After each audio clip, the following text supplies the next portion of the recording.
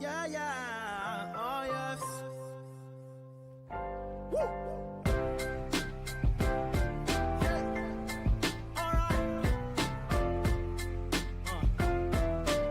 Bring the pad in real quick. Bring the pad in real quick. Oh yes. Oh, we going now. Yeah.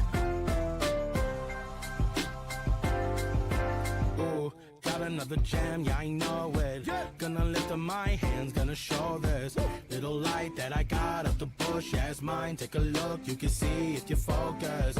Let it shine all day. Brighter than the hate that tries to get in my way. Brighter than depression trying to get in my throat. Yeah, I think that's like the antidote. Yeah, I think it's close.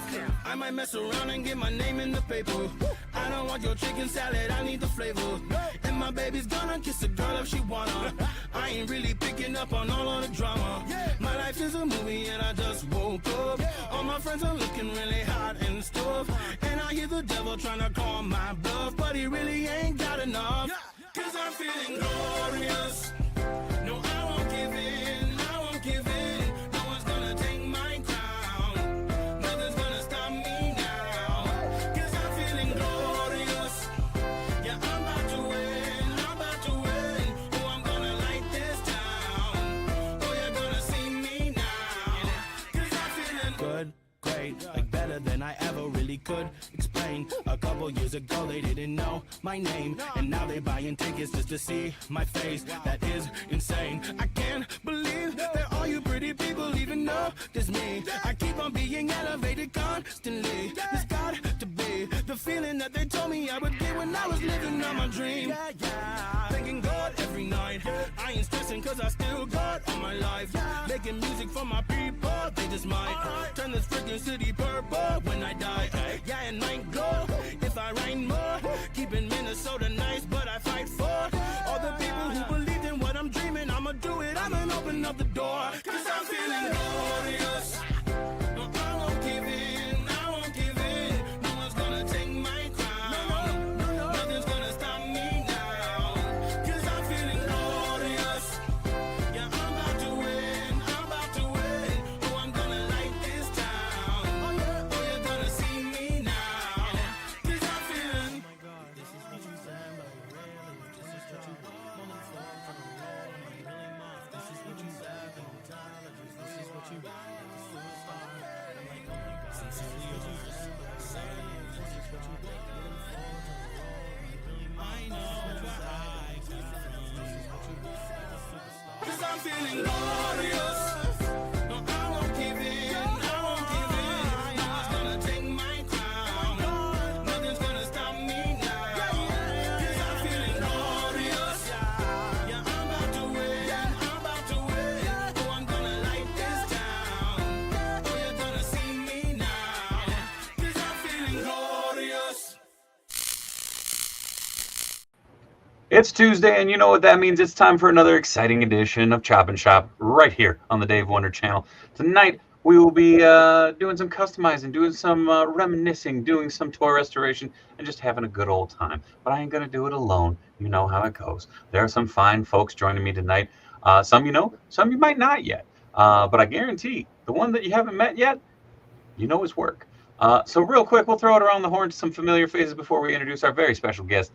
First up, we have Amelia. Lean on me when you're not strong, and I'm gonna. No, we're not doing that. Oh, okay. Hi, Amelia. What's up, guys? Yeah, I think that's at the intro, right? Yeah. We got the late verses. Shit, Corey's here. Hi, Corey. Hey, it's me. Ooh, what you working on tonight, bub? Cyclops Screamy and Scots. Actually, a bunch of X-Men characters. Very cool. Yeah. Very cool. And then introducing our very special guest, Brandon Gash. What up, Brandon? Yo, hey man, how's it going? Thanks for having me. Heck yeah, dude. Glad to have you on, man. So real quick, you know Emilio, you know Corey. Brandon here, you know his work. I'm gonna throw it over to him. You know, Brandon, I'm gonna give you the whole damn screen. Let the people know who you are, what you do, man. Brandon Gash. Hello, Brandon Gash. Hi guys. Friendly neighborhood toy sculptor. You guys might know my work from Mondo, Super 7, The Cell, some other toy companies, some other stuff. Yeah, man, just out here sculpting my dreams, having fun doing it. Hell yeah. And like I was saying right before we went live, there's kind of a fun connection here because we have Emilio right here, and then we have you right here. Both worked on the '03 Turtles. Yeah, that was awesome. So Emilio on the show, you on the Super 7 figures. So just kind of a fun happenstance. Yeah, that's like the Kevin Bacon 6 degrees. Yeah, dude. Slippery slope. It's a slippery slope. Oh man, we got a lot of the COJ chiming off in the chat already. What up, Ty Star Wars? How's it going? We got Fortnite in there. We got Shaggy, Sebastian Gomez, another amazing 3D sculptor. We got Jamie Lynn in there. We got Spiderface, Super Spike, Jamie Lynn. I'm going up, which is weird for me. There's Emilio, Josh Brown Customs. What up, dude? What up, Goofballs? Shaggy coming in with them sweet emotes. Nacho chiming in too. What up, Esteban? Oh man, you Mixie and Fortnite were mixing it up for that damn crown. What up, Ryan? How's it going, bud? Welcome. But yeah, like I said tonight, a little customizing, a little working, a little reminiscing. We're gonna have a good old time. Obviously, we can see Corey is hammering out some optic blast visors down there with the most fun color to paint. Yellow. This yellow's great though. It does Which yellow is that again, Corey? This one is actually one of the new Vallejo game colors. This is okay. Nice. Right on. Hell yeah. And Emilio, I'm assuming you're working on something you can't show. Yeah, I can't really show anything, but you know what I do got? I got me an effing Iron Man. Oh, I just lost his little thingies. Yeah, you broke it. Oh no. No, they're magnetized. No, they're these little. His power batteries. His power batteries. Yeah, I don't have the batteries in it, the any batteries in it, but man, this thing is so cool. That's real neat. Looks dope. Hell You just get it in? Yeah, I just got it in yesterday. So he's just nice on my art list. Little Hono Studio magic there. I didn't bend his arms because I'm like, ugh. So I mean, they say at least from some of the reviews, they say they're pretty good when they bend, but like all I did was like I just kept the arm straight and then you could ratchet the arm up. So I'm like, okay, that's what he does. Yeah. You just stay there. You made a $200 figure into a 5 POA figure. Yeah, that's bend him, see what happens. Yeah. But Brandon, I know you actually brought along a little bit of history with you, so we can kind of dive into your never-ending story of adventures. Sure. So I mean, I guess like where do you want to start, man?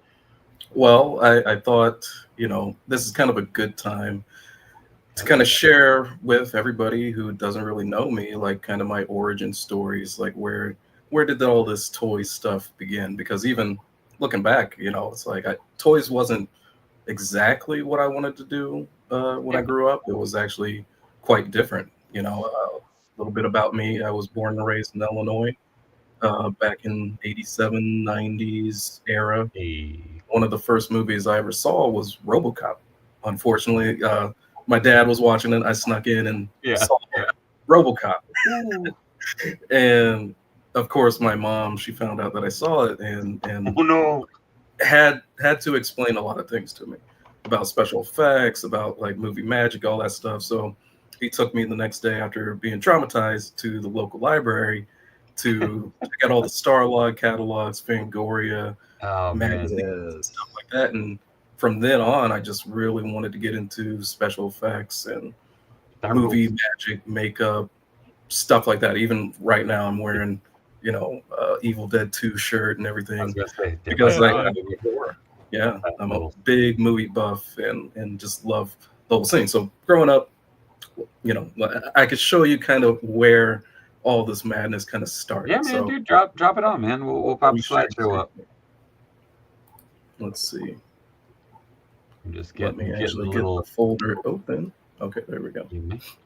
I'm just getting a little paint running. Unfortunately, I can't show exactly what I'm working on because I'm working on my summer secret swap figure. So nice. I was like, oh, I can't show Can we do like a Hasbro like reveal where you just show some random bit that's unrelated? Yes, we totally can. Hold on. Yep. This found it. He's All like, it's a severed finger. You guys guess. Oh man, I What is can't that? believe you're making that character. You know what's Yep. even better? Not even part of it. Ah, That Dang flew. I didn't expect it to go that far. Whoopsies. All right. Here you go, Brandon. Boink. There we go, man. So this is little old me, man, back in the day. Look at the little Brandon. Still got the big head. I think I can't get it through the door. But my dad actually worked for Blick Art Materials back in the day. Oh, And shit. so yeah. So he like brought me in to work with him one day and was like, "Hey, there's a whole bunch of art. You love art. Like, let's put you in the catalog." And so like this was like my first modeling gig, I guess. I never did it again Awesome. after that. But to get to here, my parents were very supportive and kind of early on knew that I had the bug for art.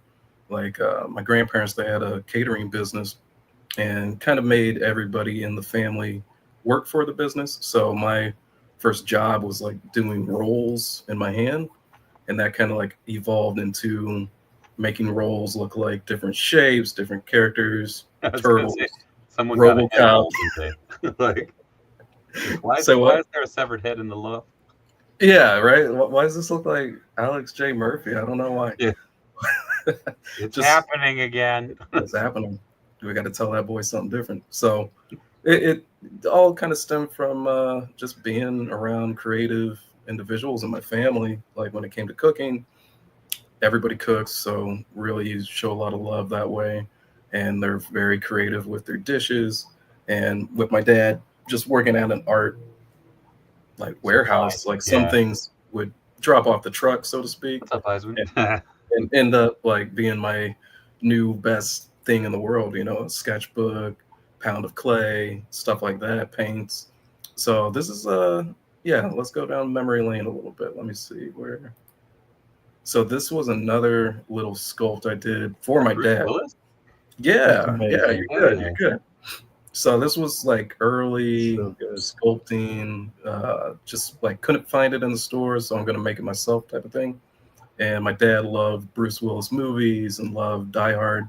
And so one Christmas I decided to make him like a custom little, this thing is busted to hell. Like this was the last like hurrah for Bruce, because he's seen better days. Obviously he's missing some arms, but I wanted to gift him something that was, you know, something that he liked, and made this. I kind of remember, if you guys remember like the Brisk iced tea commercials back in the day. Yeah. Yeah. And it had like the claymation versions of So funny. like Bruce Lee and Yeah. Bruce Willis, and I was like trying to recreate that. And so one Christmas I handed it to him, and he was like, "Well, you made this," and he didn't know, so kind of blew him away. And I think this was like my first custom figure, you know. Mhm. So really didn't know I was a toy designer yet, but I was already doing kind of that back in the day. Hell yeah. Weird Fast food. fact. Did you know that they made like some maquettes of those? Like the Brisk iced tea like Yeah. characters? I didn't know do. that for years. I kind of want to do it again now that I'm kind of like savvy with everything and how to Yeah. make molds and stuff like that. I kind of want to recreate and visit all that stuff. So fast forward, let's say in high school and such, I was doing a lot of stuff on clothing. I was more into sketching and painting on clothes for friends, for myself, and just doing a whole bunch of wild stuff. Just, yeah, hey man, I was born in Illinois, so when the Yeah. winters hit, you're hibernating, and Yeah. instead of getting into trouble, I just funnel all my stuff into art. So I would paint on clothes, sneakers, all sorts of stuff like that. And I actually wanted to do comics, so I was doing a lot of sketching, doing Batman and let's see, Spider-Man. Nice. Just really trying to hone my abilities, just anything creative. And let's see, I think that's hopefully not it for. Oh, How that how might old be were it. you when you drew that? Probably 16, 15. That's awesome. You're very aware of composition. Mm-hmm. Oh, I appreciate it. Yeah, I didn't know where my direction artistically was going besides just wanting to do special effects. But in Illinois, there's no like, you can't just run across the street and there's a studio like you can here in California. So it kind of seemed like, you know, a long distance shot dream. But if I could maybe do comics or do graphic design or something like that with my abilities, then yeah, maybe I could make a living in Illinois while still having that dream in my head. But I always wanted to get into movie magic and stuff. So let me not bore you guys and get back to the other folder. No boring.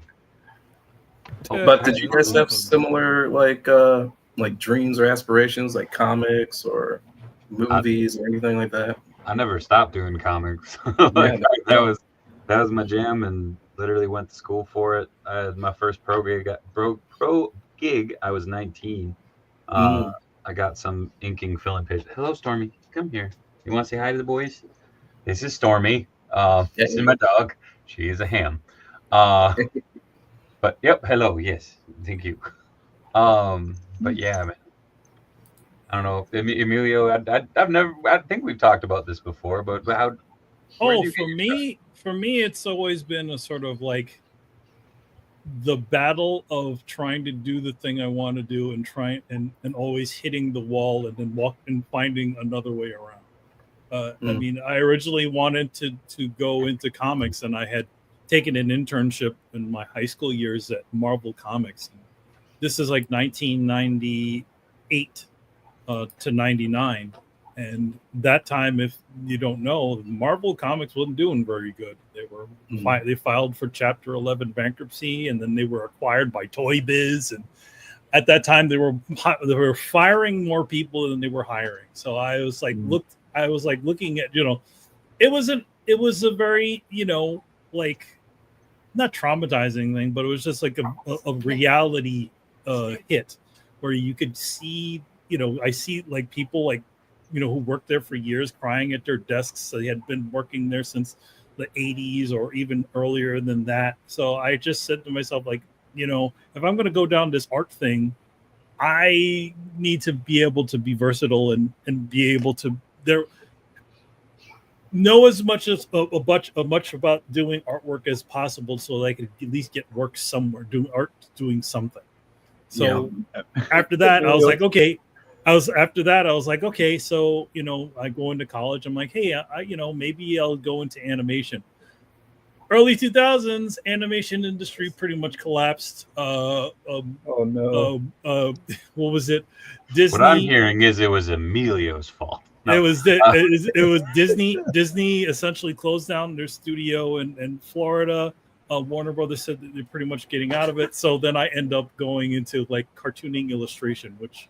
Also, the animation portion was also fairly expensive, and we didn't have a lot of money. So I went into illustration, and then I was like, okay, I guess I'll try to do the comic book thing. I tried to get an internship at Marvel Comics again to see if I could get in the door.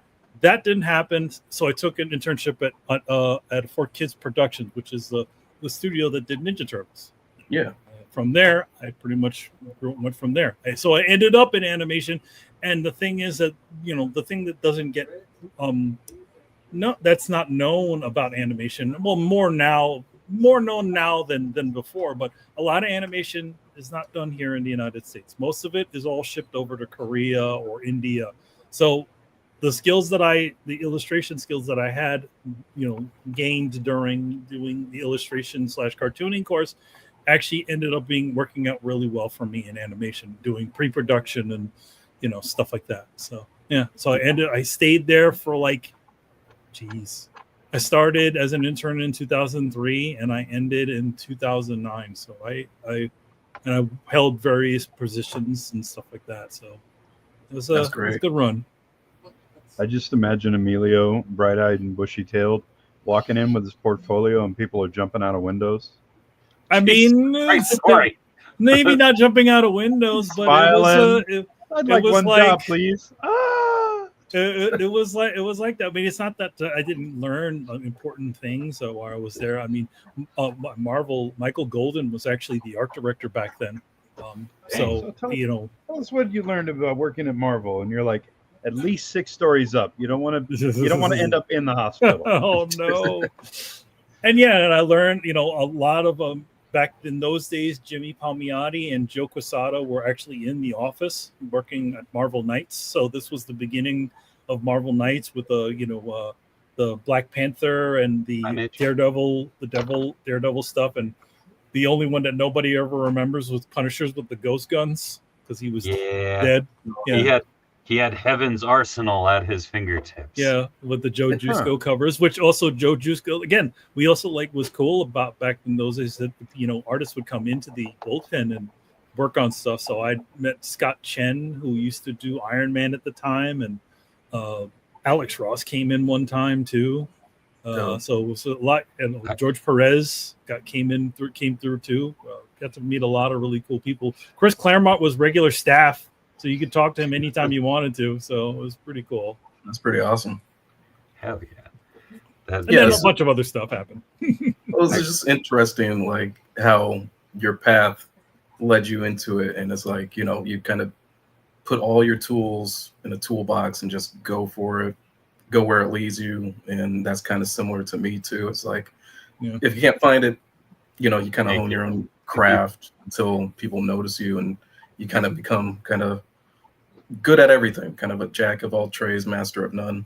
The way the industry has sort of kind of gone, especially when it came, when comics was that's one thing I did notice with a lot of comic artists that were just mostly honing their pencil skills is that they couldn't make a full piece. They were so, in on just drawing with pencils, they couldn't get any. Obviously, they could do design work, but then you would have to hire other people to do those other roles. They couldn't do a completed illustration. So it's like, okay, that's not good.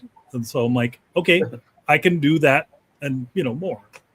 It's like my dad used to say, a person with many hats never gets cold. So there you go. I think I've worn and worked every position in comics at this point, but it's also, I've been a baker, I've been a contractor, I've been a tiler, I've been a roofer, I've been I've gotten around, but at the same time it made me appreciate when I was working in the field that I wanted to that much more. Oh yeah. And I did monster makeup in college because everybody and their mom wanted to make a zombie movie. It's like, I'm going to figure out how the hell to do this. That segues into the next thing I want to show you. Oh, yeah, do it up, man. I was working to it. No, man, you're great. And chasing that same bug, it's like learning different skills and what I really wanted to get into. Like, this is pretty gruesome, just some makeup I did on myself. But I wanted to get into how do you make this? How do you actually make movies? And a lot of my friends back home too, they would be bored and be like, man, we should make a monster movie. We should do zombies. We should, do special effects on me so it can look all crazy on film. And it's like, yeah, man, shoot, I want to do it anyway. So let me get good at this, pretty much. And so I really did. You guys remember this one show? It was called Movie Magic, and it was on Discovery Channel. Yeah, and I used to be obsessed with that show. I used to be obsessed with that show before going to church, just learning how they did Hocus Pocus or Freddy versus Jason or something like that. So it's like, I love horror and sci-fi, so I just wanted to learn those skills. So after a lot of time, I just wanted to kind of get out of Illinois.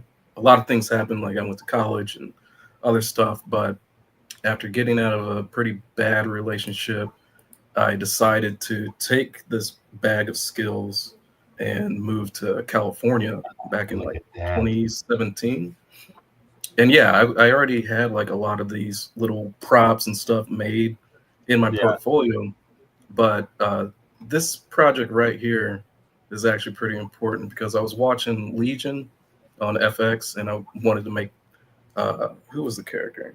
damn, it was like the Yellow King or something like that. Oh, Shadow King. Yeah. Shadow King, yeah. And so I was like obsessed sculpting it, but I had a brand new puppy at the time, and she jumped on the table where I was sculpting, and it just went. No. So this is actually a resculpt. Like the original one looked better. I was gonna say you got one photo before it exploded. Yeah, right before shit went crazy. But I started thinking, I was like, man, I gotta get really good at 3D art before I get out to California, because that's gonna put me on a different edge than just being a traditional sculptor or just relying on, my hands all the time. Especially if a mistake happens, like I don't have 24 hours to recreate that. Maybe I need to really get good at ZBrush and other stuff. Like in college, I learned 3ds Max and other stuff, and really took me about a summer probably to get as good as I could, I thought, to at least 3D print one of my sculpts. So this was actually my first 3D print. I actually bought like, Oh, nice. yeah, it was a little dinosaur. I just wanted to see if I could make it. Plus, like back then, like if you're buying a 3D printer, it wasn't so easy like getting it off of Amazon anymore. Yeah. It's like I went to, It was a process. yeah, AliExpress, and everything was in Chinese when it came to the house. So it was like really had to teach myself how to put shit together. Was that also the era when they were using that really toxic stuff on them? Which one? As the 3D printers. Like I remember the maybe, you know what? No, that's a filament one, right? Yeah, this is a filament one. Yeah. The resin one, yeah, the resin ones I advanced to after a lot of trial and error with filament, and plus I just stopped, wanting to scrub the layer lines and smooth and use Bondo to really fix problems. I was like, man, I want it to look good right out the gate. Yeah. But this was the first print that I had that eureka moment where it's like, oh shit, I can really make something in the computer, send it to a printer, and it looks exactly like, or at least sort of like what I created on the computer screen. And so from there, I was just like obsessed with it, and just start looking for like jobs that can utilize these abilities. And thankfully, with watching stuff on YouTube, like Tested with Adam Savage and stuff like that, he would always interview shops and see what the cutting edge of what they were doing. And I just got obsessed with like, if I can't afford that machine, I'll save up for that machine because I want to know how resin works and all this other stuff. Mm-hmm. And also, I in my free time, I like to put together Halloween stuff and props just for fun. And I saw a lot of cosplayers using filament printers, and I'll get into that later too. But I saw them kind of taking the game in a whole different direction with making costumes and making props. And so I just wanted to jump on it early, and thankfully I did, man. There was a lot of innovation that came from the advent of those. Just if you think about, even just basic techniques that kind of came back and popped up again. Like I think about seeing the kind of advent of 3D printers and cosplay, and just how crazy some of those guys got. Yeah, dude. Wow. And this is actually an early sculpt. This was in college. Whoa. So like I just wanted to make like Batman meets Spawn in some kind of way with chains and bats and stuff like that. And so like I can't really turn it off. Say what? I said somewhere that's in Todd's head. Like, it's somewhere in his vault, right? Yeah. But yeah, apologies for the shitty images. This is back in early 2000s. But yeah, I just always had the bug to make stuff. So it's really like, thank God for my wife who just allows me to kind of go crazy. This was an early weird skull thing that I wanted to make. Kind of like half my face, half burnt face. I was gonna say I see a lot of gel in that one. Yeah, man. Some weird stuff too. But this was all from Sculpey and Wire and like feathers, and just I would paint it on the weekend when I wasn't busy in class or learning stuff on the computer and stuff like that. I just wanted to make stuff. That's badass. So yeah, all this stuff, when I started digging into my vault, I was like, yeah, maybe I can share this with other customizers, because Yeah. basically, yeah, this is kind of how I jumped into toys, is kind of searching for my craft in a way through sculpting or illustrating, or, you know, just kind of finding monsters to make. And even this was like a little helmet thing I put together. That's cool. For Halloween, just something weird. This was my take on Creature from the Black Lagoon, kind of some kind of weird, I love that. I don't know, pre-Avatar-ish kind of characters. Isn't it weird that you really do have to preface anything that has teal in it now? It's like, this is before Avatar, you guys. This was before Avatar. I wasn't trying to jump on the bandwagon. Illustrations I did in high school, I think, yeah, or college. This might have been a college piece. Right on. Before getting it into digital and coloring it, like a creepy wolf mask I did. That's cool. So yeah, just a lot of just seeing where I can just put my hands and make something bizarre and crazy. Did you do so? Okay, for that last one, did you do the teeth cast, or did you do? That was all sculpted. Yeah. Like, and this is out of plaster, so all this was like plaster strips and like some clay and putting it together. And this was in high school, so this was like senior years. I don't know what I was going through. Maybe this shows you were having some wild shit going on. So and like my art teachers, they all were like, "What do you want to do, man? Like, this is crazy." They couldn't figure it out. Not really. Like, I talked to my counselors, and you know, they all want to tell you like, well, you can go to a 4-year college, or you go to here, and they never really understood. And even some of my family members never really understood. Like, I want to make monsters. I want to make like special effects and stuff like that. They always would be like, "Hey, have something else to fall back on, instead of like falling forward into your dreams," right? So this was always like in me to make, but then obviously in college and stuff like that, I'd have to play it safe, kind of hone stuff down and learn graphic design, because like that's a safer bet in Illinois than making monsters for a living, because there's no studios, there's nothing like that there. I will always remember one of my friends that I met early on in the industry. He said, growing up, I was always told to have something else to fall back on. And my response was, well, I got my ass. And it was one of those things of just like, I mean, it's not wrong. No, like, not at all. Shit was deep.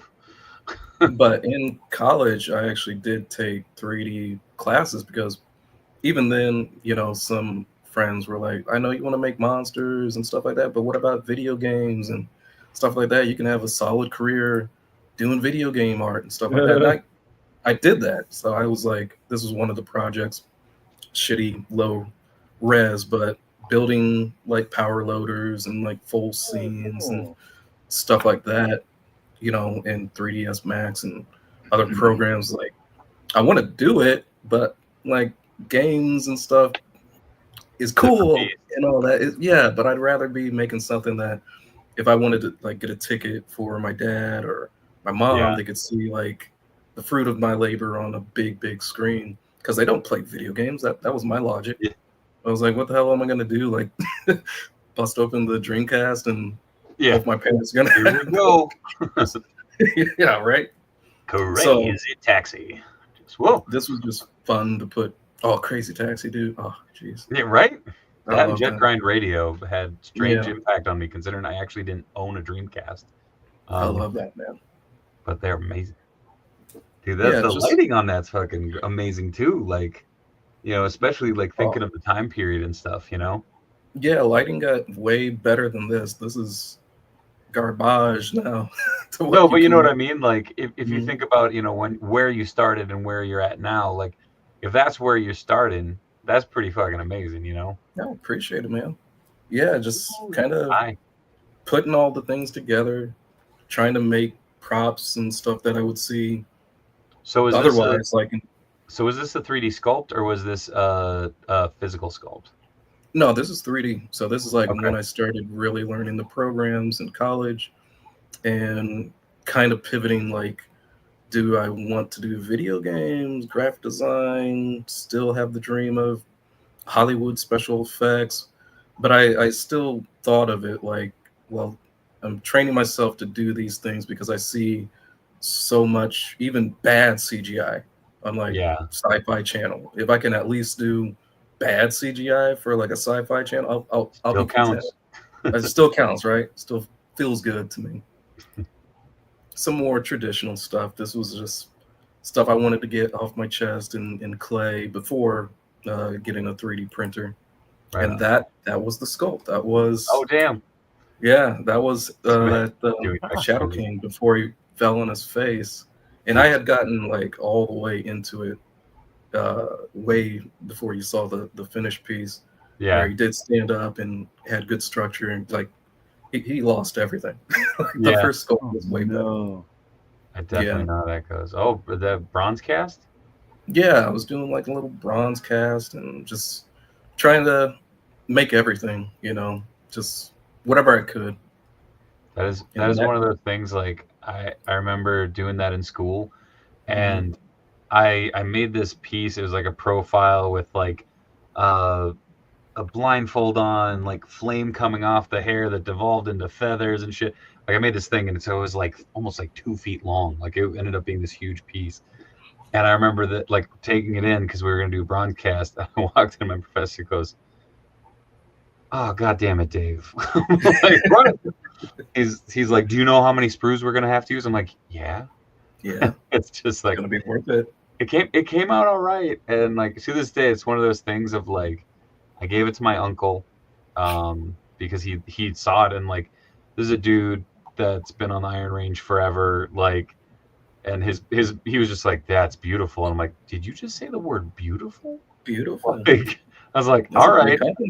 I'm like, "Here you go, man." I'm pretty sure after he passed, my other uncle just tossed it in a fire, probably. Oh, jeez. Breaks my heart. But man, that's part of the fun of art, though. Like you have the memory of it, and you go, "Yeah, man, that was really cool." And if you want to recreate it, you can find a way. I tried to tell that to my mom when I was growing up because she would get so mad that like I'd get so far into a sculpt, but then not be satisfied by it. And she would try to grab all my projects before I just went. Well, I mean, the thing is, the one thing you learn, and also sometimes you get taught, is that you can't become too married to what you've done. Especially if there's so much wrong with it, it's better to just crumble it up and throw it out and then start over again, rather than try to sit there and fix it and fix it and fix it. Every one of your failures is a visual guide on how to do things better in the future. Don't throw it away. Finish it, call it good. But I feel even if it's only like 50% of what you wanted, at least have it as reference. There's like this at the beginning of the year, I did a show. And Ross, the dude who voices Professor X, Ross Marquand, legit one of the nicest dudes. I did a panel where it was him and Dave. Oh no, Phineas. Anyways, these guys both did voices on X-Men. So after the con, or after the panel was done, I was like, I'm gonna draw the goofy like ideas that came out of the panel and give it to them. Well, Ross came up and was like, "Can you draw Apocalypse?" I'm like, "That's not funny." And so I drew him an Apocalypse, but I did an entire Apocalypse and went, "Ah, fuck," and literally went like this and tossed it behind me. And the funny thing was, my Anna found it, grabbed it, gave it to me, and was like, "You should bring this over." So I brought both of them over and just handed it to him. He's like, "Oh, I really like this one too." I'm like, "Okay." He ended up, I think, giving it to a kid, which was cool. So nice. But when you gave it to the guy who played Xavier, did he go, "No, my mind"? Hold on. Okay, I'm gonna play something, because the whole gimmick was there. So there was 2 things that came up. One, Dave who did he played Leech and like Banshee and I think Gladiator. But someone asked, what is the one thing that you, in your head canon that pertains to your character that you played? And since he did Leech, he said Leech is a secret underground runway model. So like it was just like he was kind of being haha funny, but so I ended up drawing Leech going like this with right said Fred like mesh shirt and leather pants. Oh wow. And then I drew this for Ross because he said Professor Xavier's favorite movie of all time is The Fast and the Furious, and so nothing is more important than family. But I recorded a message for my buddy Samir, who his favorite franchise is The Fast and the Furious, and he did the whole thing in Professor X's voice, and it's fucking chef's kiss. Oh, that's hilarious. But you never know. You never know. We're due another movie. Oh man, they'll always do another movie. I know. It's gonna become like The Slow and the Mildly Perturbed, and they're gonna be like, perfect, we're doing it. I think it'll finally jump the shark when they're racing in like scooters and stuff like that, like old people stuff. I mean, just souping it up, putting Nas into it. I'd be okay with it. I would too, you know. But there's only one bowl of tapioca pudding left in the cafeteria. Oh, family. Yeah, right. Smoke the submarine pops out in the middle of the floor in the assisted living. For no good reason. Yeah. Have they actually jumped? They jumped a whale. If I recall correctly. I think they jumped the sub because the sub wasn't there something else up there that they explode off of in the ice though? I think it was just the sub, if I remember. I don't want to rewatch those movies. Wait a minute. I want to share. One and done. That was one of those movies that I watched and went, yeah, and then never revisited. But it was kind of funny, like growing up, seeing special effects. No matter what, I was like, even the bad ones, man. I just would love to create it or just be a part of like a crew. And that's what's so wild about even now being a part of like the Mondo team. Oh, yeah. You lost me. You lost your camera. Oh, let me get out of here. All right. Hold on 1 second. All right. Where'd I go? Brandon will be back after this short word from our sponsors. Thanks to Midwest Vintage Toys for sponsoring the channel. Don't make fun of me, Corey. Check out Midwest Vintage Toys, located in Rochester, Minnesota, where we buy toys for cash. We are a Minnesota-based vintage toy dealer interested in buying whole collections from you today. That's right, we are open Monday through Sunday. Make sure to stop on in and check out our eBay page, or even stop in for a hand of Magic or Pokemon on the weekends. Thank you so much for checking out Midwest Vintage Toys. Anyways. Oh no, we lost Brandon again. He was in here. Hold on. Okay. No. Coming back. Hold up. My lighting thing. Oh no. The Dave Wonder audio animatronic. Yep. Agreed, Shaggy. Congrats to Mystery Wrestling raising over $38,000 for cancer research on a 24-hour long wrestling match. Wait, what? Wait, So, is that Mr. Wrestling or Mr. Wrestling 2? No. So, Evil Uno, who is a pro wrestler for AEW, has a promotion called Mystery Professional Wrestling. Oh, and okay. He did a marathon stream where it was one long match. And so they did it for 24 hours. And in doing so, they raised $38,000 for cancer research. Man, so, I'm hoping they're okay, because man, that'll mess your. It was people coming and going. It was insane. They had a bunch of run-ins.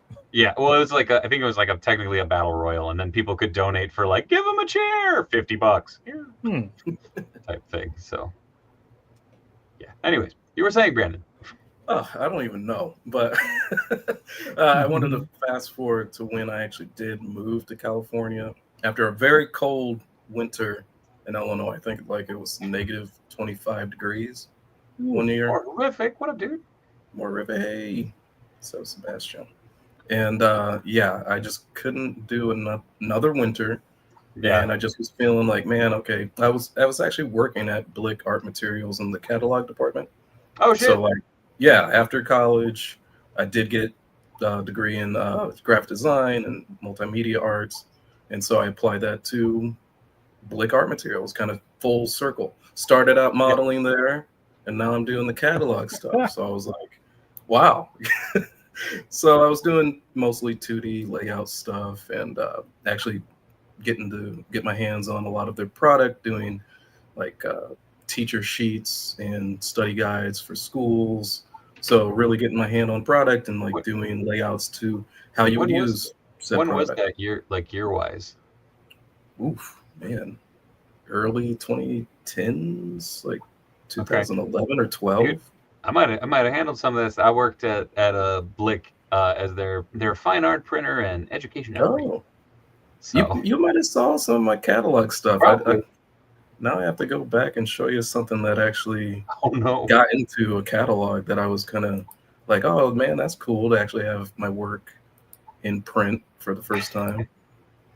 There was I remember there was one that it was a model, and he's going like he's going like this and has like his hand up here, but he's going like that, and he has the middle finger up, and it was just like it was someone like, you know, like they're standing around like you know, critiquing something, you know. It's he's not a main character, but you know, it's one of those moments of like, I remember flipping through the catalog and being like, what was it?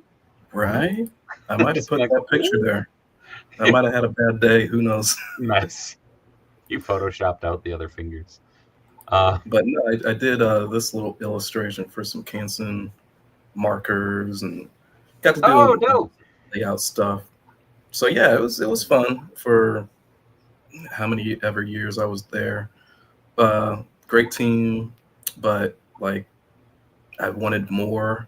So like in my free time, I always was sculpting or putting stuff together, and I can show you that too, because it got wild. Like anytime that we had like holiday parties, especially Halloween, like I would show the hell out. Like people were always like, oh, what are you doing this year for Halloween? Like decorate my cubicle, or like I kind of made it always an event for the year, because it's like, man, I got cardboard boxes over here, or you know, people aren't really in tune with my inner monster trying to come out. So I was like, hey, how about we like dress up or do something kind of spooky, maybe invite some kids like from the local schools, they can come in, or even people from the store, which was right next to our offices, just to, you know, jazz this place up, like put some energy, you know. Do something. It's cubicle life, you know what I'm saying? So you have to like make fun when you can, and I try to make fun every damn year. So let me see, where's my Halloween stuff? I'll show you this one year that I decided to be the werewolf from the Thriller video. Oh shit. Winterstar, Brandon's been on and around some streams in the past, so not here unfortunately, but hopefully we won't scare him off too much. Corey, no. I've jumped on during like the charity events, like sometimes. I think the two of those. Last year's marathon, you swung by was the first time. Yep. But yeah, hopefully not the last. No, dude, I'll show up. You got me, man. I'm for it. Also, the reason I am razzing Corey is because I did not read his comment on the post announcing this show until like an hour before. Don't read it out loud. What? Corey commented, "We'll be talking about footstuff furries and hottest cousins. Hope he's ready." And I read that an hour before the show, and I was like, "Oh God damn it, Corey!" like no likes. Come on now, no likes. Holy shit, that's awesome. So yeah, this is cubicle craziness. One year I was like, oh man, I want to make something really cool. And there's, you know, I wanted to make a custom total werewolf mask and everything. And like totally just went crazy with it, man. Had little photo ops where they shoot like the product of for the catalog. Like I went into the photo booth, and the photographer was like, "Yeah, strike a pose, man. Strike a couple poses." But this was all hand sculpted, and I had like a little mini bust of my head. I was gonna say, did you do a life cast? Like I did, which was I don't recommend it. Yep, not a fan. Yeah, especially by yourself. straws like in if your you're nose the and only everything? one with straws Jesus, in your you nose. did a life Yeah. cast by yourself? Yeah, I'm crazy, Oh, man. shit. Ooh, Yeah. shit. Yeah. It was. Could've hurt I yourself. wanted to make my own monster mask, and I had my mom kind of help me, so she was there. And I remember, Yeah. and just letting it just like harden on me. But yeah, Oh, I wanted to man. make my own mask and had my own stuff together. The eyes were Cool. kind of a challenge, but it had these like, just like these little balls, plastic balls, and I just made slits in them Right. so I can actually see. But I couldn't see at all out of this mask once it was Yeah. on. It was just through those slits, and then some whiskers and everything. Put the fake hair on it. Called it a day. Then many years later, yeah, I'm a huge Spawn fan. So one of the years, and this was when I moved to California. I was working at a furniture place doing like CAD stuff and render art, and still had that love of wanting to do funky shit in my cubicle and at work. And so it kind of was like, and they encourage it out here, which is kind of weird. Yeah. They love Halloween, and so people would dress up, and I was like, oh, people gonna dress up. I'm gonna dress up. Like my people. Yeah. Look at my people. So Sebastian actually just asked, did you used to watch that VFX competition show from back in the day? I don't remember the name. Dude, yes. Funny enough, one year I video auditioned. It was Face Off. Yeah. I video auditioned for Face Off and got close to actually making it on the show, but I didn't have a TV personality. I don't have all that. Hey, where'd everybody go? Hold on. I accidentally hit a hotkey. Oh God, man, you're gonna leave me here by myself? Yeah, sorry. We're just leaving Talking. Spawn up for now. But yeah, to answer Sebastian, yeah, I auditioned for it, but thank God I didn't make it. I don't have that kind of riz to be on TV like that. No, I'd rather be in the background making anything and just being in my own little bubble. I can talk to you guys. I can talk to anybody creatively, but like to be on like that, no. I stand by, like, that was one of the coolest experiences out in LA is I got to go to the Henson campus. And just seeing that place in general was fucking nuts. That's sick. That's a dream of mine to see all the puppets and actually go there one day. Just convince Mondo to get the Muppet license. Dude. Threaten me with a good time, man. I'd love to do some Muppets. Mark, do it. Peter, let's make this happen. Look at you now, though, killing the game, right? I appreciate it, man. But yeah, just so stuff I would do in my free time, UV foam and putting stuff together. And let's see, this was another year.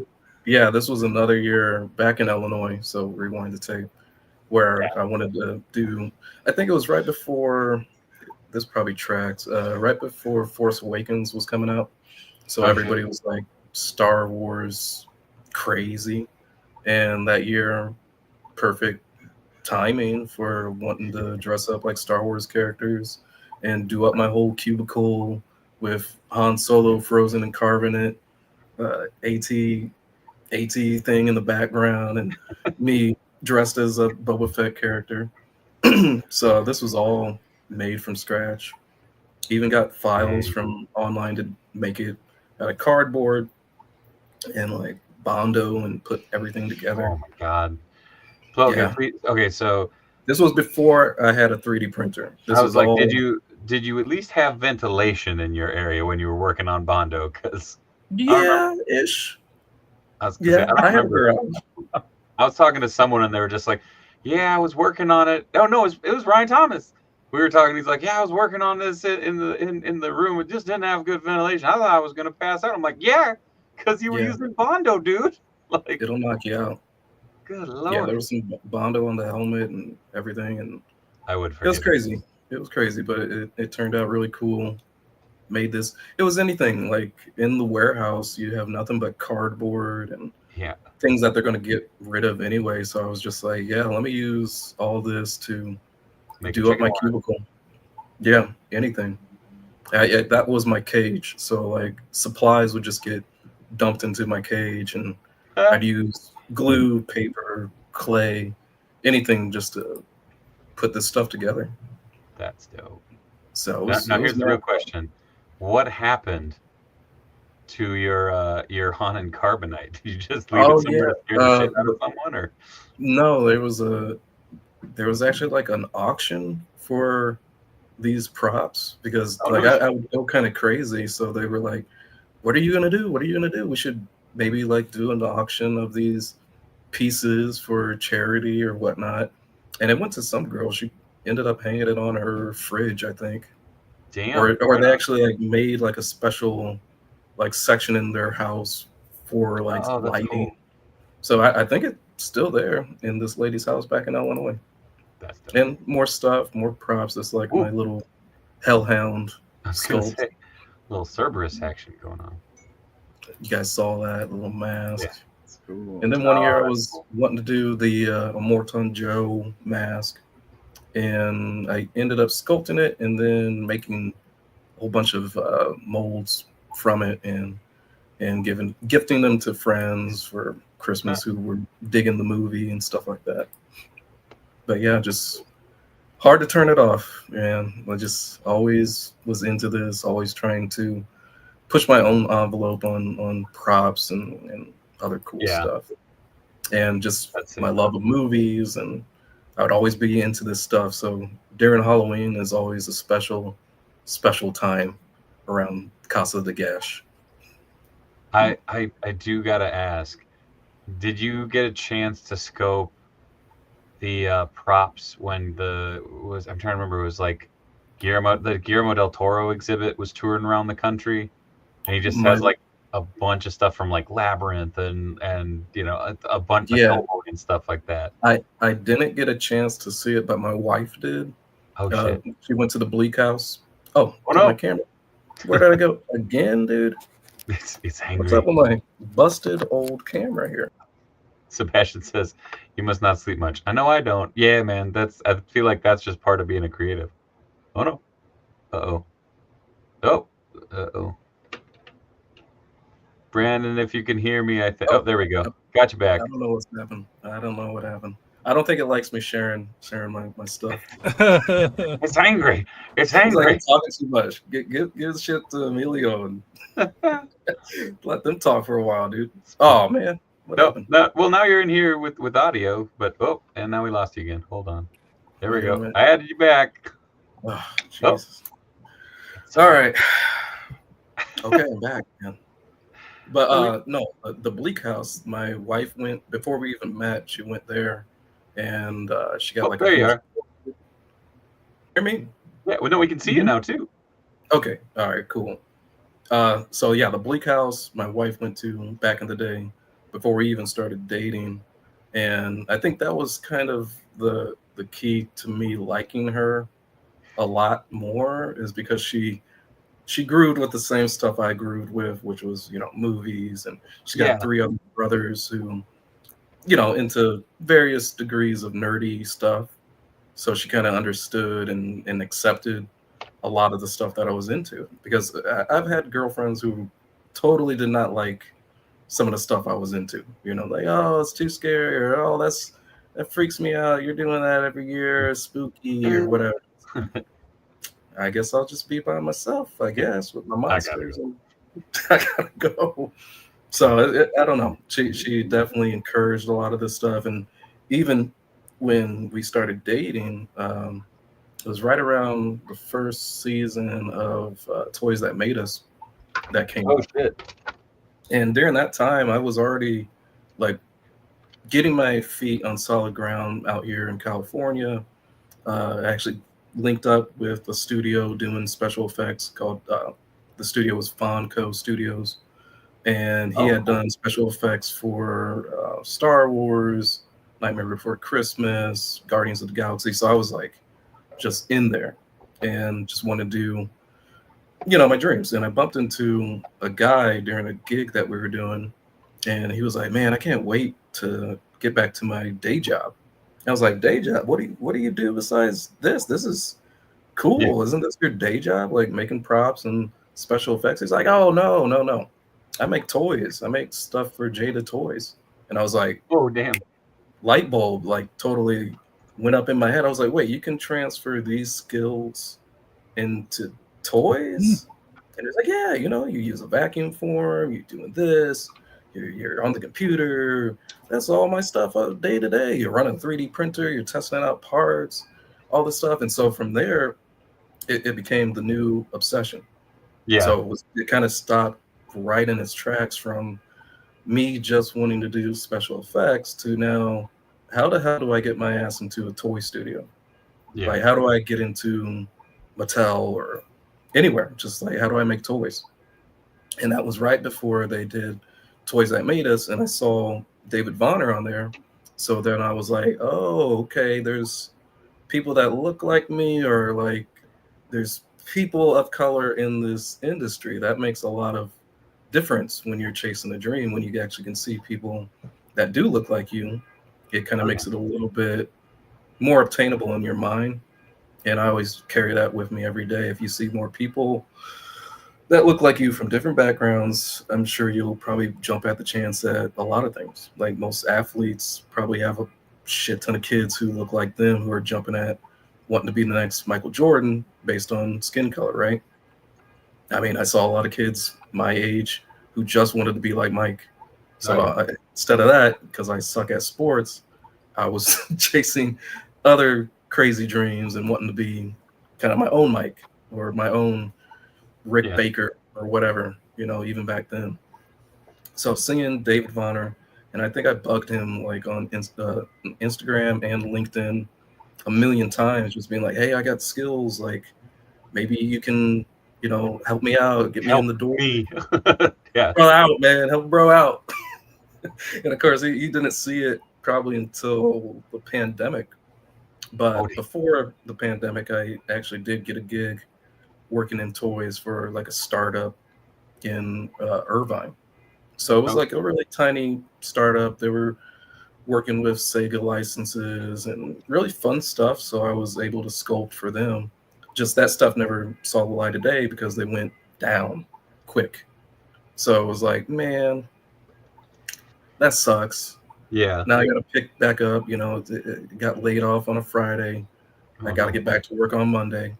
So it's like, well, let me just, whatever my set of skills are, let me just try to still chase this dream. But hey, I got to pay rent. So I was doing everything. I was working at a furniture place, like I mentioned, doing CAD design and renders for catalog work and rich clients. I couldn't afford the furniture that I was working on. Yeah. Not at all. So it was Isn't that fun? Like, yeah, it was real nice. Yeah. But in my free time at work, I would always have my laptop, and I would give myself 3D projects.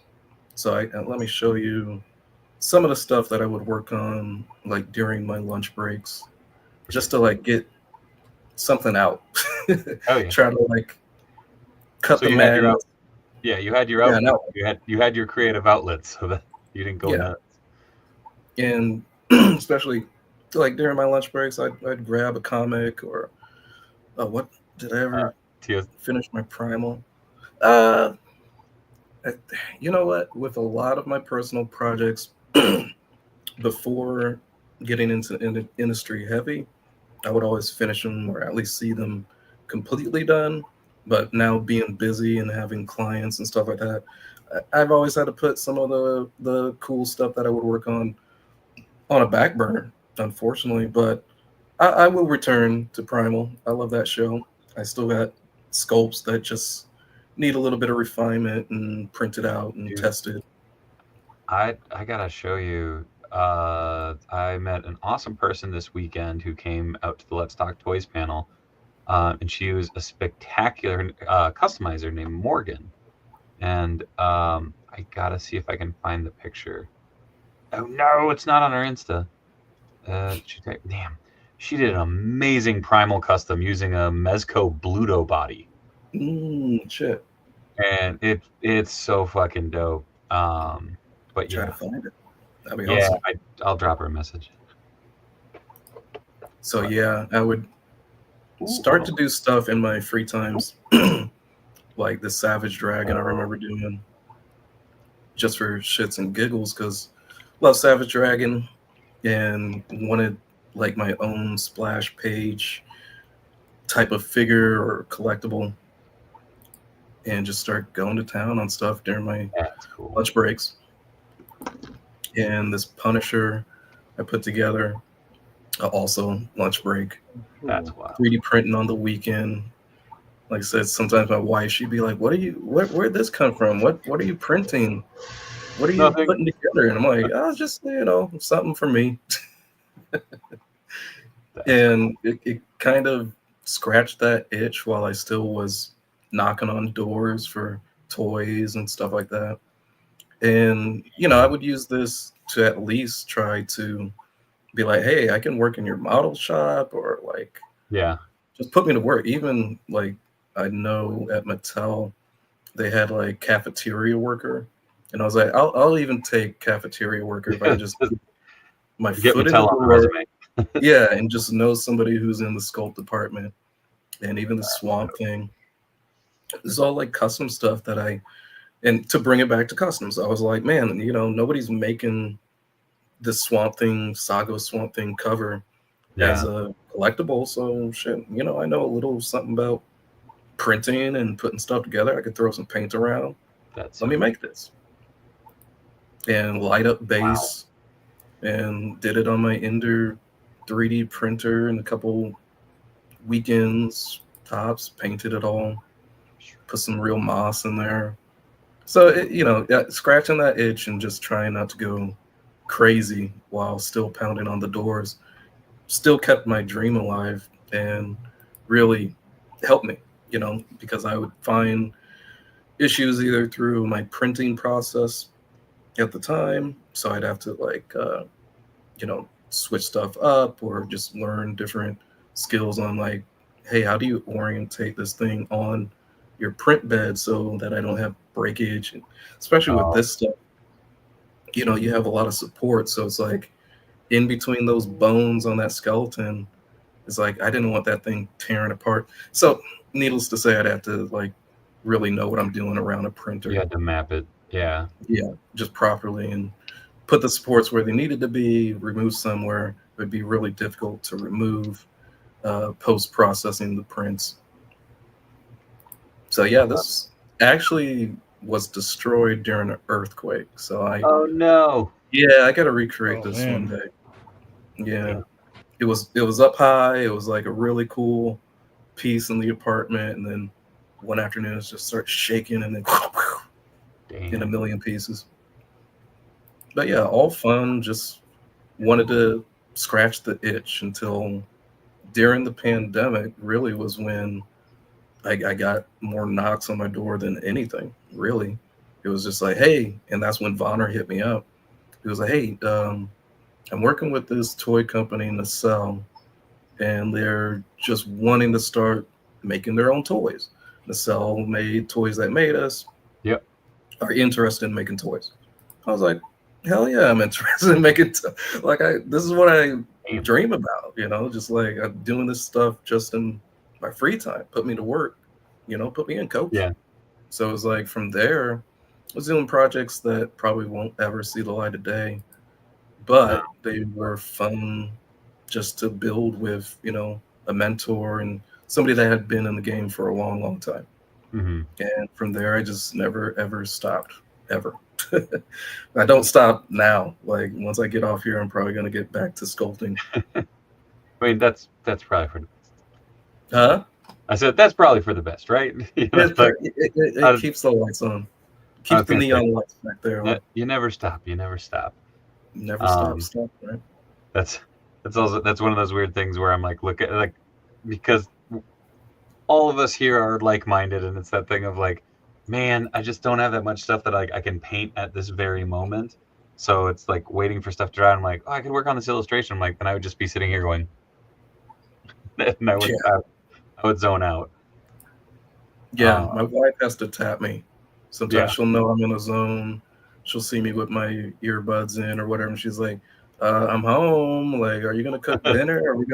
Do you eat? Like, Yeah. You're like, nope. I do no, not. I gotta get this done. And sometimes it is like that. Sometimes I'll wake up in the middle of the night with like an idea. Like this was kind of like that idea in my head, and I was like, at least let me rough it out. And I remember roughing it out in like a night and just being like, oh, but I gotta finish it. Like I need to finish this off and make it the way that I see it in my mind. And that's kind of like the secret sauce to what I do now with action figures and stuff for Mondo. Is like they'll have to tell me to stop sometimes. Be like, okay, all right, I think it's good. It's really good. Stop. Like you can't pump any more detail into this thing, and plus you got other shit to do. So come on. You just keep. But this was always fun. Like on the weekends, I kind of miss this part of my life. Really having like a weekend project, kind of suss out and make it for me. Sometimes I do so much for other people now that I don't have those personal projects where it's like I can see it in my mind, I build it. I don't have an art director. You know, that's another thing. You go in hand. you don't have an art director. You don't need to fulfill revision notes. No, man, draw overs and like, oh, this should be.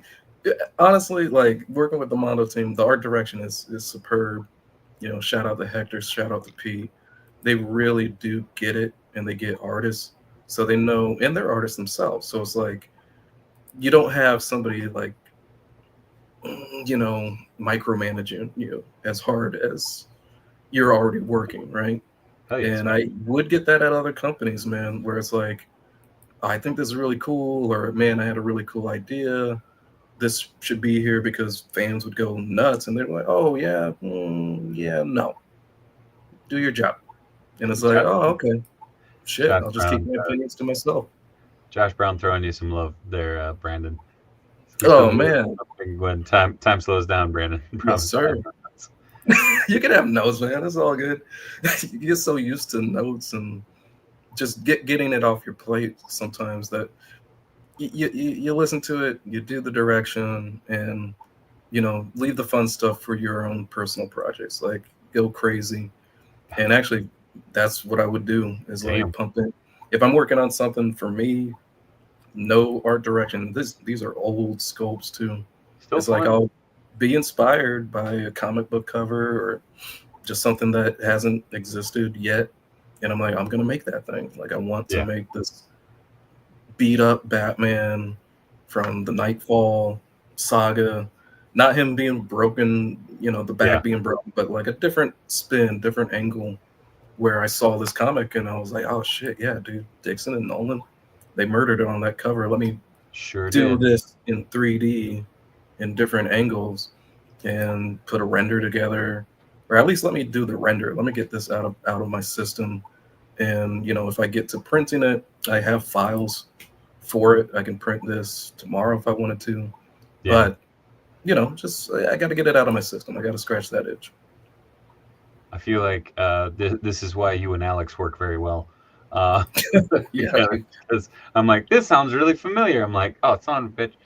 And that's how you get Ghostbusters. That's how you get Savage Land.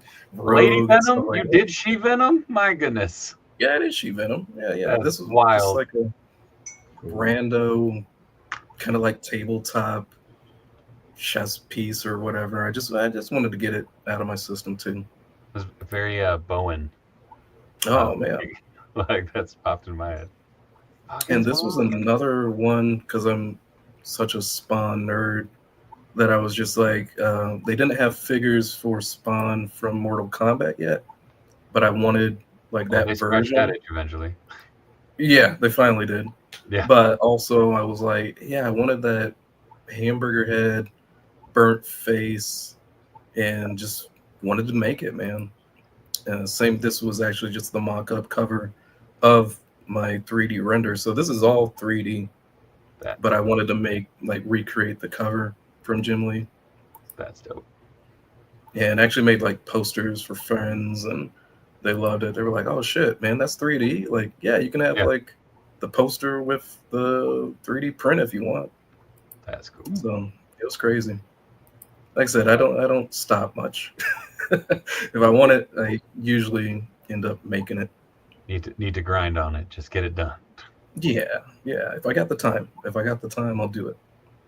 That is, it is always fun to talk to like-minded folks. Obviously, Corey is exhibiting the best example of just being able to be like, and just just mow down the awesomeness. Because look at that. Yeah, I love that. What is it? Oh, he's showing me? No, he's trying to give you. He's showing you really cool shit. Get me off the screen. I want to see that Punisher again. Get me off the screen. No, I love seeing all this stuff because that's really what I would be doing in my free time too. Is like painting my custom 3D prints. Oh, or this isn't free time. This is work. Oh shoot. Well, it feels fun. At least you're working. Yeah. No, it's not a bad thing. It's What like the fuck? one of those things. I don't know if that same thing applies where it's like if you do what you love, you never work a day. Mm-hmm. But sometimes you do what you love and you get to a point where you're like, this motherfucker needs to get off my desk already. Yeah. Oh, shit. So I hear you on that one. So Brandon, I know you showed off some of your really early stuff. I'm curious because I know I have this. This is sitting within arm's reach. Do you have any like relic of your early work that you keep around just to kind of like? For me, I keep this. Okay, this is my very first custom. I did it with house paint. Yeah, dude. But like I did this when I was like 8 years old, and it's one of those things of like I keep it here because it reminds me like. No, you progress, you get better, you figure stuff out, and you know it's this is ugly. What? I love that. But for me, it's a relic. You know, it's something that is a reminder of like, yeah, you start somewhere and you start that journey. But I do, dude. Yeah, it's funny enough. Like behind me is like a row of printed figures. oh shit, Like hold on. where's my hand? Yeah, right around here. Right around here. Like I have just custom pieces that I printed out, or I even have that Spawn printed out because that was kind of where I was like, yeah, you know, this feels right to do. Even though I've had many of different pieces made and some have been damaged or some, you know, didn't survive an earthquake, but I keep a little tiny little stand with Spawn, my Jim Lee turtle, some other printouts. Shit, I forgot you did those.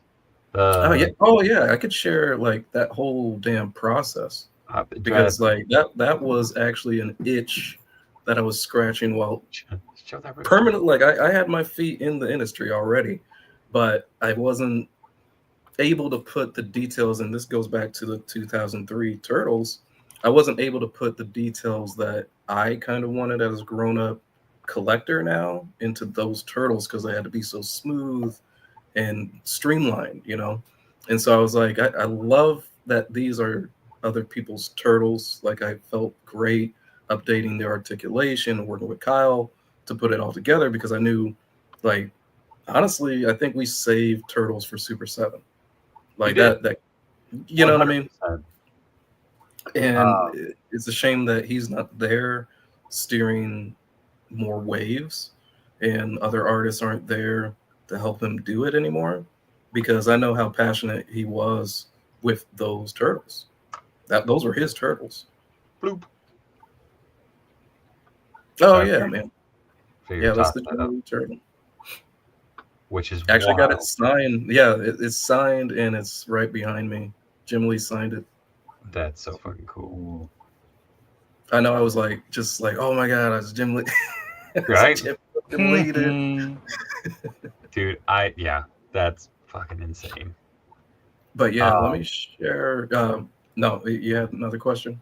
Oh no, I was gonna say like I remember the Jim Lee turtles and SWAT cats and stuff like that were some of those that like I already knew. Like I followed you on Instagram and everything, and it was that thing of like, son of a bitch, like just sitting there going like, ow, like it'd come across the feed and be like, it's happened, it's Brandon. Okay, that's really cool.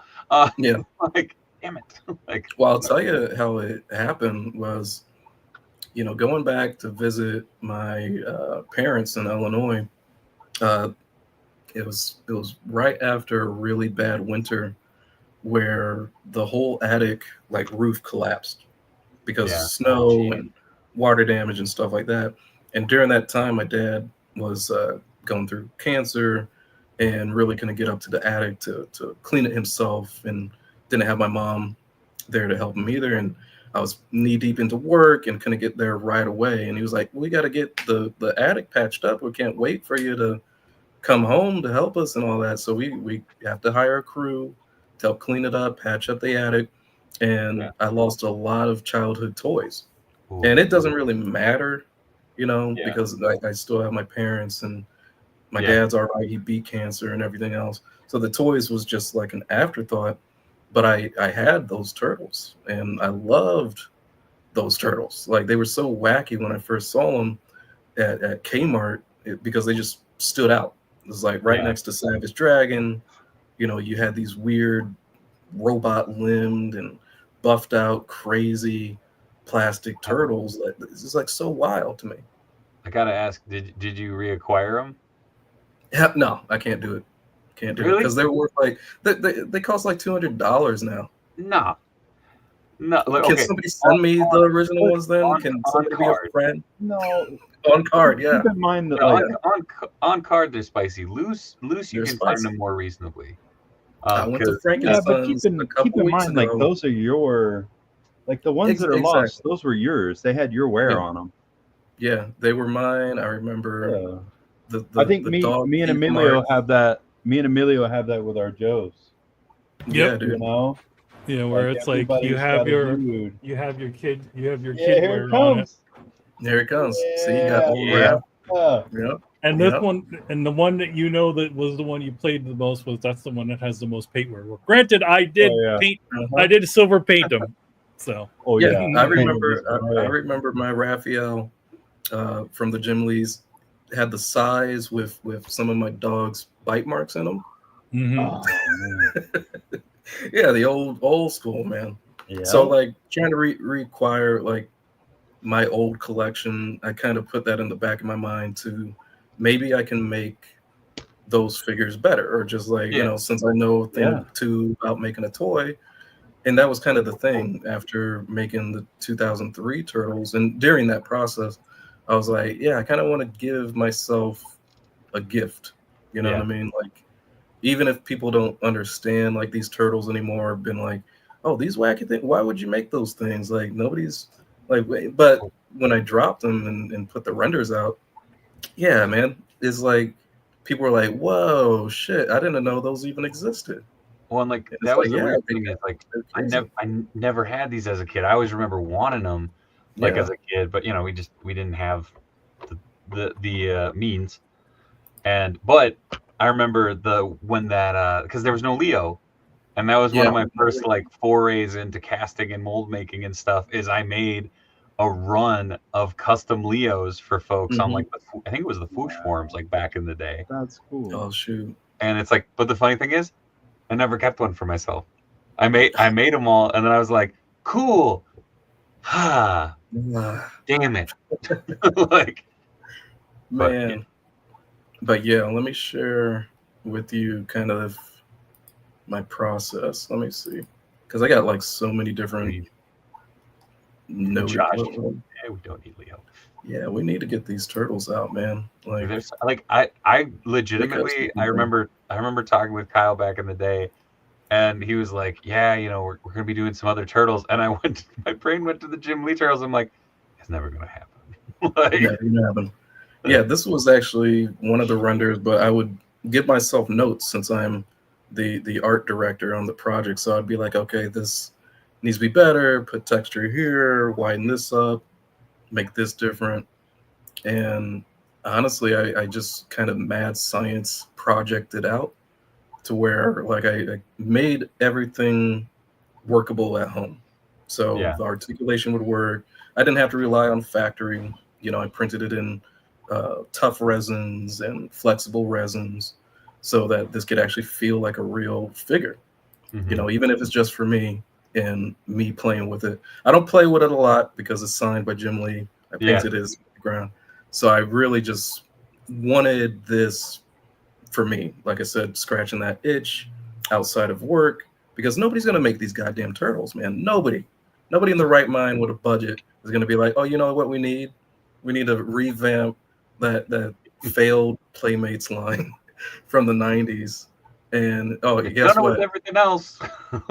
Well, yeah, everything else gets a reboot. So it's like, you know what? Let me do it myself. You know, no harm, no foul. Nobody's going to tell me no. Put different materials like you would with a modern figure. You know, like I made this look better. This looks sketch right now. Put bendy wire in the chucks and everything. Just made him into a beast. Like if you're going to take that same weird frame and that same weird design from Jim Lee from the 90s, what would that look like if like Nacelle got it, or if, you know, Super 7 got it, or Mondo, you know, if Mondo got this for 112. And these were like early sculpt outs. This is kind of the inspo, you know, seeing Jim Lee's original Mikey design and seeing that went to Farner Studios. I just nerded out about all this stuff. Just was like, it showed. Yeah, I got to make this a real thing, especially next to, you know, super shredded. Like I wanted it to do everything. It's doing the splits. It's doing the most. So yeah, I just was really happy that, you know, I could scratch that itch. And I often scratch a nostalgic itch when it comes to like rebuilding those figures that got lost in the attic kind of thing. So I still have memories of all those figures that I had before they just went to a dumpster somewhere. So kind of in my free time, I try to rebuild some of those just from the ground up.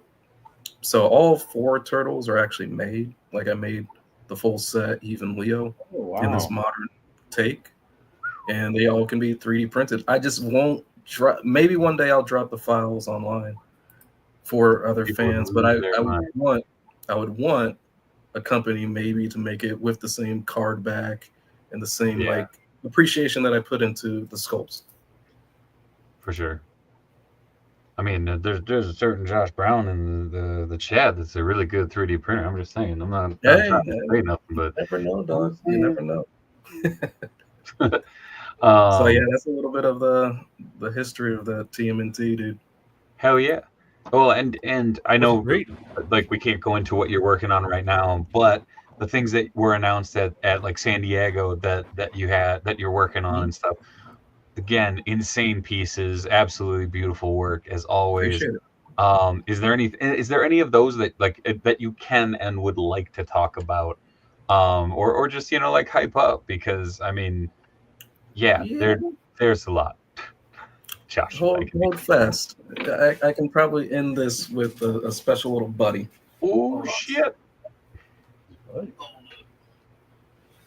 Oh damn! Look at that.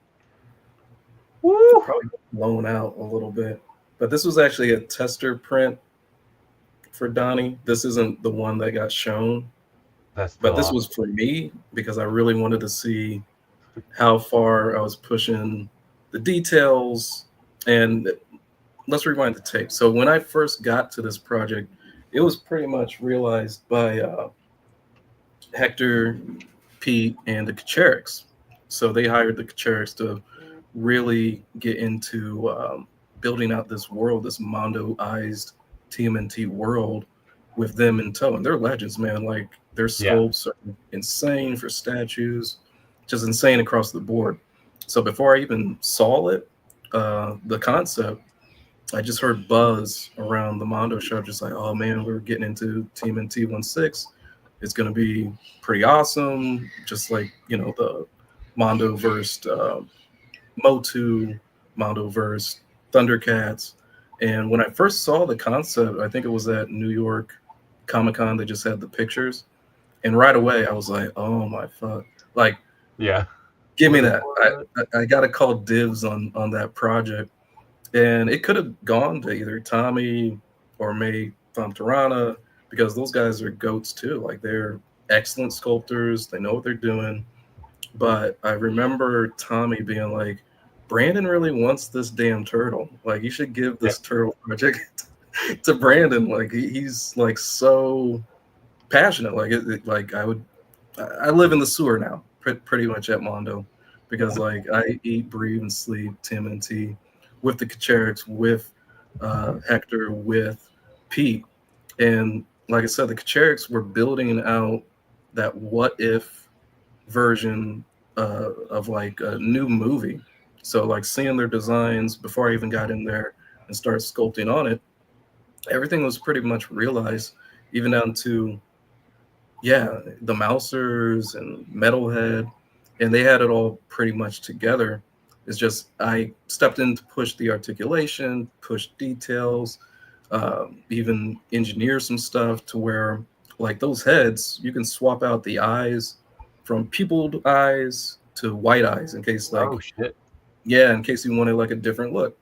Because like in this collectible world, it's like you want to give the fans enough options to where they're satisfied. Like if I'm a fan, I want to be satisfied, especially dropping how much I don't even know much. I don't know how much. Yeah. But dropping as much as you think you're gonna have to drop on a Mondo figure, right? So this is just like a love letter to all the fans. Well, and like I was talking about it on yesterday's stream, kind of going through some toy news and stuff like that, and talking about, you know, what was cool, like toys, like mass retail toys, and I'm like, I mentioned like Mondo is one of those companies that is like, I feel like it's weird because I feel like it's toys cranked up to 11 because you know it's the sculpts, you know, it's also the price, but you fucking get what you pay for. You know what I mean? Like, and it's appreciated, and it's so cool seeing guys like you and Brewer and Tommy and everybody. Also, shout out to Tommy because he said he sometimes watches this, and I'm going to embarrass him because, Tommy, you're fucking talented. Come on, hang out. Like, you say that you get nervous, but come and hang out. It'll be fun. Come on, hang out, Tommy. Right? But yeah, no. So I was just wanted to throw it out there. Like, it's so cool to see people who give a shit about what they're doing, creating products that exemplify that. You know, and you know, it's seeing the mentality of more of like, I feel weird saying it's the mentality of like an indie toy company, but you look at like Ricky with Plunderlings, you look at 9 to 5 Warriors, you look at even Brutal Realm and Savage Crucible. You know, like you see the love of what you guys are making come through the product. And that's just really fucking cool. Like, I think it has to be there when you're so involved on a project like this. Especially, it's not like snap your finger AI and the thing is perfect and it's in production, it's in a factory somewhere. It's like, no, hands have to be on this, eyes have to be on this, because we want to make it right. Yeah. Because once it comes to your house and in your hand, like I've read the reviews on different figures and I've seen Mad Hatter tear stuff apart and like get wicked with, like, this is shit, this is crazy, it's crap, blah blah blah. It's like, I don't want to be on the receiving end of that. I gotta show up to work. And like that's one of those things of like, I don't know if I can talk about that.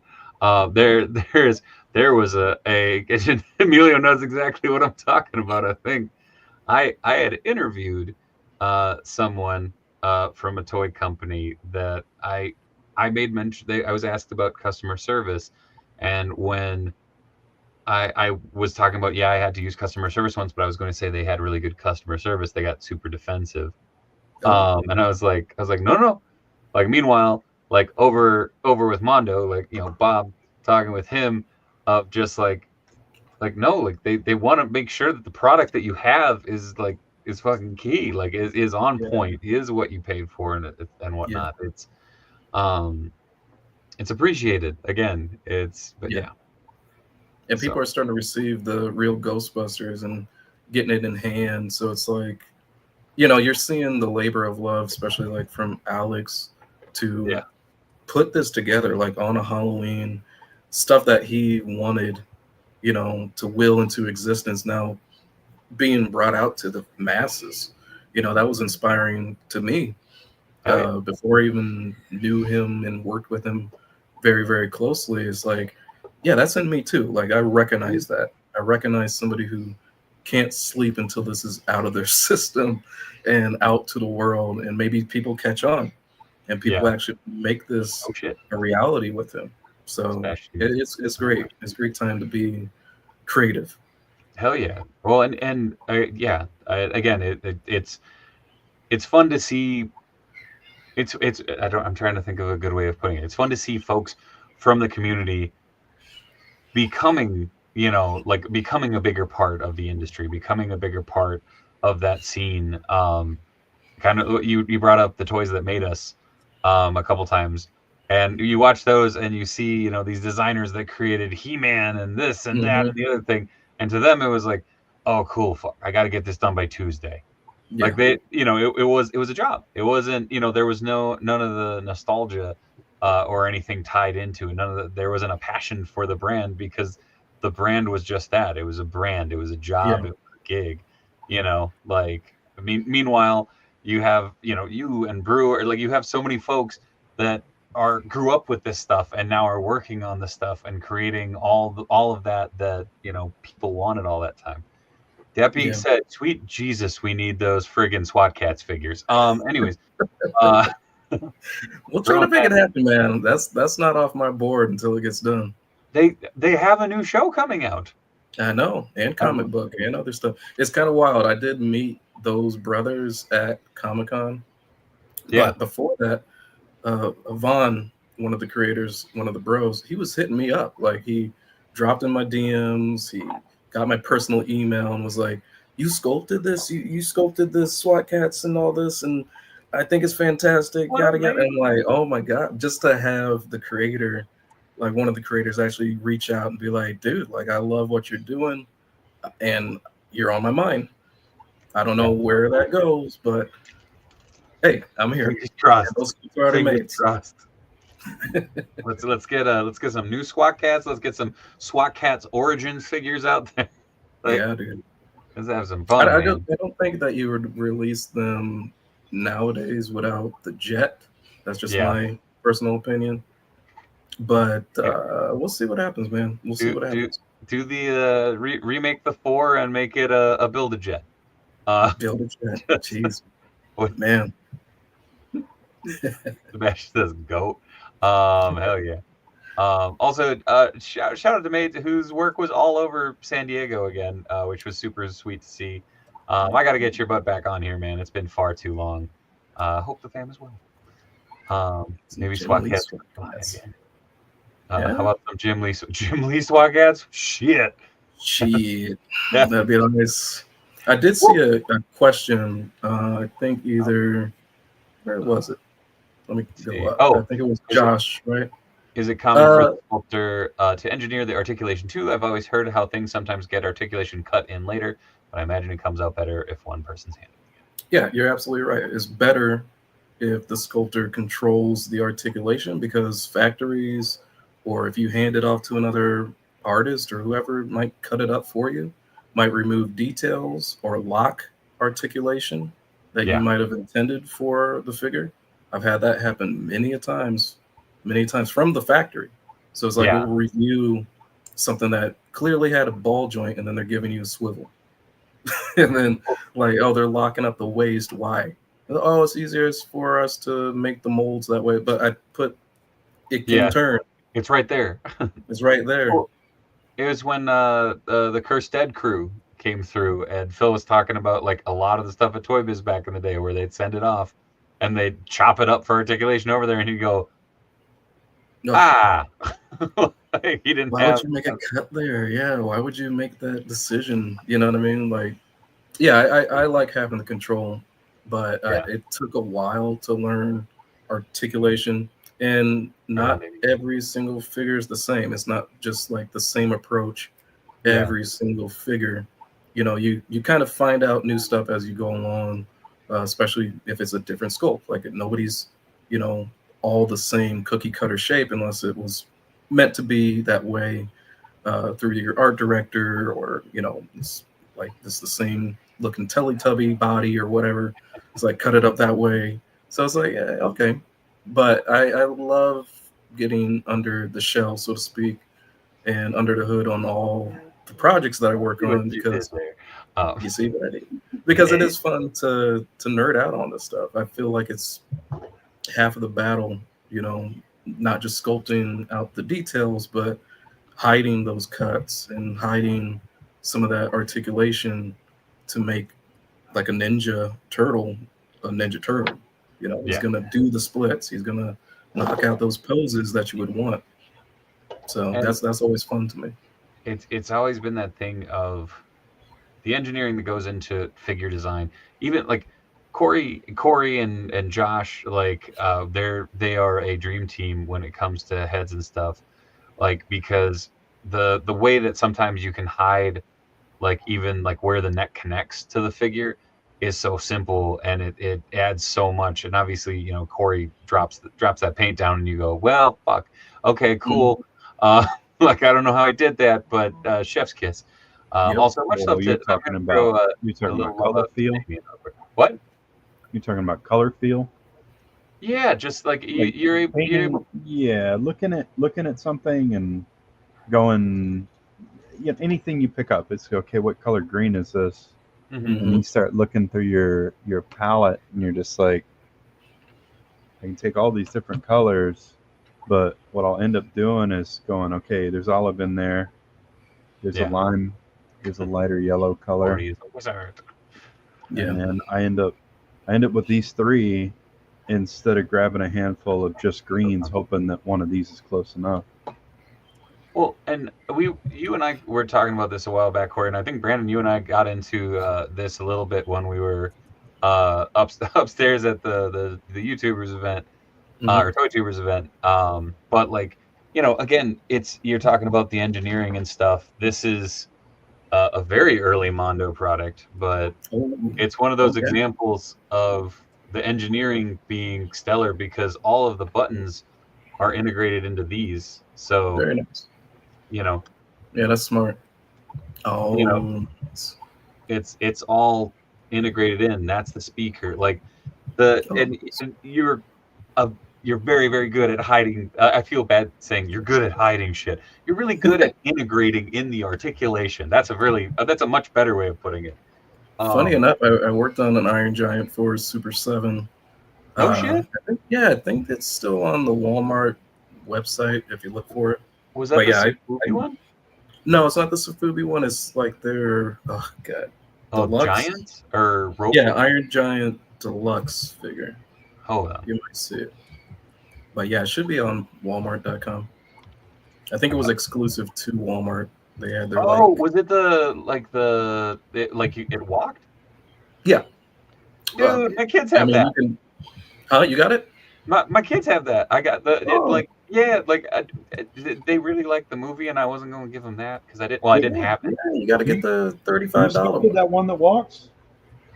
It's articulated. It's the one that's fully articulated. Can you bring it up? Hold on, I'm trying to find it. Because I think I'm thinking of a different one. Hold on. Yeah, there's one I've seen that actually moves. Oh no, this isn't one that moves. This guy, right? It's the one. It's the first one, the $35 one. Oh, yeah. See, I didn't see this one. Cool. When did this come out? Oh God, probably a year ago. No shit. Huh. Yeah, just better articulation.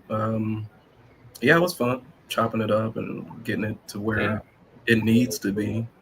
It doesn't have light up eyes. It doesn't have speakers. Yeah, I was cool stuff. I was thinking of a different one, but this is really damn cool. When was Super 7 going to advertise? Like, I don't know, dude. I don't know. They fired that guy. Don't worry about it. Yeah. They fired all the guys. They fired all the guys. Well, what I was happy doing before I did get out of there was some O-ring Universal Monsters. But those are awesome. I don't know if they'll come out though, because who knows? I really don't know. They kind of teased Creature at New York about a year ago, I think. Wasn't it? But I don't know their schedule. I don't know what they're gonna do. That was fun. Yeah. Oh man. Yeah, that looks fucking killer. Like, honestly, that one looked like it had a little bit more, life to it than the Diamond Select one, even. Like. Yeah, and I have that Diamond Select, and it's limited, so I kind of wanted to put more into this one. To at least you can do the Superman pose. You can at least do this on the waist. I don't think you could even do that with the Diamond Select. What is Mixie talking about? If I had $1 million, I'd get the Mondo Iron Giant because I'd want him in his Superman look towering over my collection. Super 7 has a new CEO. Also, Funko may declare bankruptcy? What? How? They're making money. So the Funko's been claiming for bankruptcy for for over 20 years now. Yeah, I was gonna say I don't think that's anyways. Anyways. Yeah, we won't have any of those guys on the show. Yeah. I hate to remind you that Funko owns Mondo. Just saying. No, but well, okay. We're gonna launch this up because we got just a couple minutes left. I do, Brandon. I'm stoked that you're finally on here. We got to get you on here, have more fun conversations and such. Oh yeah. But I want to throw it around the horn real quick so everybody can shill where to find everybody and all that stuff, and then we'll wind it down. It'll be good. So Brandon, we'll start with you, and then we'll kick it over to Emilio, up to Corey. I'll wind us down, and then okay, cool. Yeah, we'll shoot the shit. Give me a follow, Brandon.Gash on Instagram. You'll see toy updates, me, my wife, and the cats, or maybe some personal custom projects that just come out of my vault on a Saturday morning, and I want to build it over the weekend. So, and thank you guys for even bring me into the community and have me on, and let me go through my kind of backstory, my origin stories. It has been an honor. Thank you. Hey man, dude, our pleasure to have you here, man. We'll kick it over to Emilio. What's up? Yeah, you can find me at emanland on everywhere, Blue Sky, Instagram, and on the Twitter machine. Also, I have a recent cover that just came out, Power Rangers 9. Power Rangers Prime number 9. It's a special cover, so it's drawing the Power Rangers and the VR Troopers on there. So that's out. I heard about those guys right now. They're from Fortnite, right? They're from what? They're for Fortnite. They're in Fortnite now, right? But not not this one. Fortnite. This is a special Prime version of them. So, they'll get that guy eventually. Green Ranger. It's the reveal of the new Prime Green Ranger, so which is pretty cool. And that's out on shoots right now. And next week, in 2 weeks, I think on the 23rd of August, I will be at MGS Con. This is a copy of my little art book that I'll have available at the show exclusively, called Solid Zero Subsistence. It's literally a collection of every single bit of Metal Gear art I've ever drawn over the years. Wow. So I brought it back to life for this con only. And that's going to be on the 23rd. So if you're out in Ontario, California, I'll be there. And also I'm on a podcast called Throwdown Show, which is every Thursday and Sunday every week. We talk about games and all kinds of fun stuff on there. So that's a Throwdown Show on Twitter and on Spotify and other good stuff. Hell yeah. Corey has all his ducks in a row there. All of them? Ducks? No, yeah, superheroes. I have some Hawkeye heads going up. I've got Marrow. I've got some oddballs.